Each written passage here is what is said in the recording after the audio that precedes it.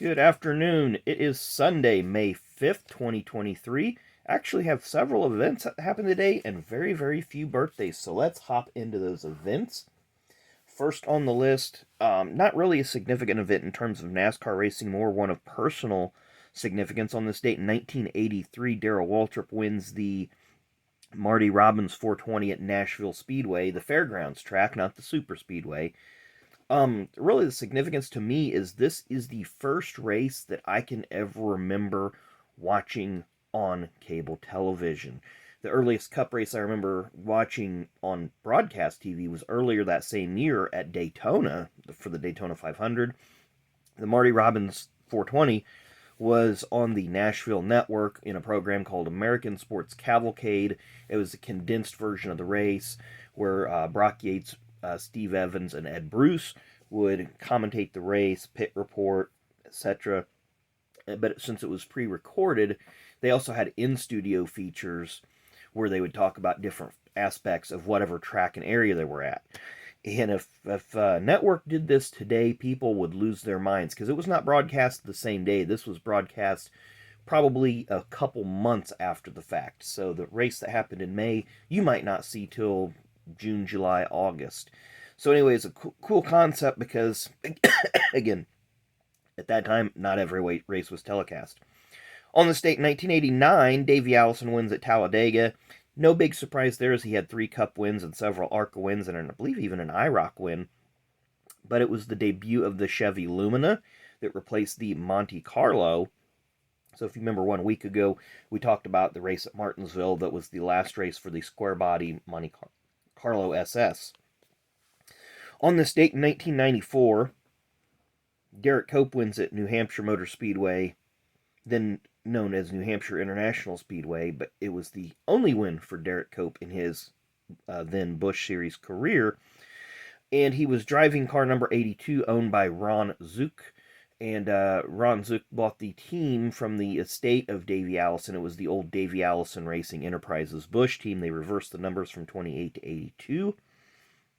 And, coincidentally, that is the track that Davey ran his last race, his last Cup Series race at, before his untimely death. On this date in 1995, Dale Earnhardt won at Sears Point for his first and only career Cup Series road course win, passing Mark Martin in the last few laps as Mark slipped on some oil or some sort of fluid in what is known as the carousel, part of the section they no longer use. I wish I'd go back to running that because I do not like the chute. I do not like that part of the track.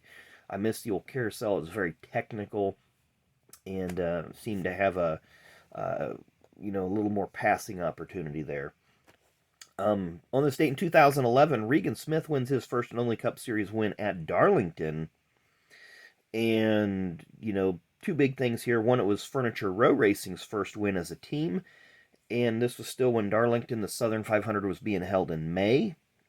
Of course, that experiment didn't do well, so NASCAR put it back where it belonged in Labor Day weekend. And Regan Smith did it on old tires, which is uncustomary at Darlington as well. And our final event of the day, Ricky Stenhouse Jr. at Talladega on this day won his first career Cup Series win. As we know, he has 3 career Cup Series wins, all on the big superspeedway type tracks. So only 2 birthdays to celebrate today. On this date in 1941, don't have card for him, but I'm sure there is some somewhere because it was listed on Trading Card Dating Base, but I didn't look what they are. Born on this date in 1941, Mr. Buzzie Reutimann, legendary Florida short track king. Then also birthday, we have a few cards for. Born on this date in 1985, former Roush developmental driver and one-time full-time Busch Series driver, Danny O'Quinn Jr. Danny raced some ARCA and maybe a few truck races, and he's popped up here and there. But he was a Roush development driver. There you see the 50 car, and this was a time when Roush was really, really heavy in developmental drivers in the Busch Series. You had Danny O'Quinn, you had Todd Cleaver. I know this is when Stenhouse and Trevor Bayne were kind of doing their thing. So there you see a regular and a gold, and then we have an insert here of the snapshot set. So that's the only cards. I got duplicates of a few of these, but that's the only cards of Danny O'Quinn. And Roush really tried hard on that development program, even renting out North Wilkesboro, having their own little quote-unquote gong show, if you will, to try to find people. David Reagan was discovered in that time as well. So there was a lot of drivers that made it and a lot of drivers that didn't make it. I think the most notable ones that didn't make it were like today's birthday boy, Danny O'Quinn Jr. and Todd Cleaver.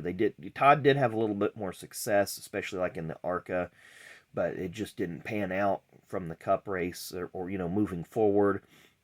And Roush has really since disbanded their Xfinity Series program. Bubba Wallace was the last one that was racing in that, and when they shut it down, I believe he was like fourth or fifth in points. So just I guess the funding wasn't there, and of course Roush's Cup stuff has not been up to par. Chris Buescher did get them their first win at Bristol last year in quite some time. So anyway, thanks again for watching. Not a lot of birthdays or events today to report on, but at least we had a few. So thanks again for watching. Enjoy the rest of your Sunday, and we will see you tomorrow.